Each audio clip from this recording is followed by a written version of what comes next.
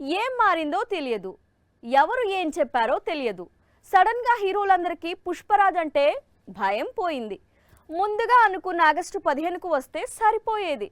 ఇప్పుడు డిసెంబర్కు release date మారిన తర్వాత వెనక ముందు అన్ని వైపుల నుంచి పుష్పరాజ్ను టార్గెట్ చేస్తున్నారు మిగతా హీరోలు. డిసెంబర్ 6న పుష్ప 2 రిలీజ్ అవుతోంది. ఈ డేట్ ను రీసెంట్ గానే లాక్ చేశారు. క్రిస్మస్ సీజన్ లో కాకుండా ఎవరితో కాంపిటీషన్ లేకుండా ఎంతో ప్లాన్డ్ గా డిసెంబర్ మొదటి వారంలో మూవీని రిలీజ్ చేయాలని ప్లాన్ చేశాడు పుష్పరాజ్.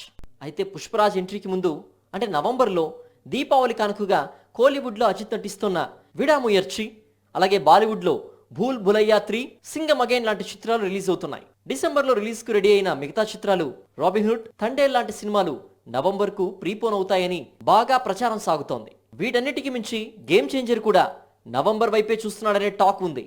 ఇక డిసెంబర్ లోనూ పుష్పరాజ్ కు ఎక్కువ సమయం లేదు. కేవలం వారం మాత్రమే గ్యాప్ ఇచ్చి డిసెంబర్ 2వ వారం ప్రపంచవ్యాప్తంగా భారీ ఎత్తున కంగువాను రిలీజ్ చేసేందుకు సూర్య రెడీ అవుతున్నాడు. ఇక హాలీవుడ్ నుంచి the lion king sequel already release కు రెడీ అవుతోంది. నవంబర్ డిసెంబర్లో భారీ చిత్రాల రష్ చూసి పుష్పరాజ్ ఏమైనా వెనక్కి తగ్గుతాడా అనేది కూడా చూడాల్సి ఉంది.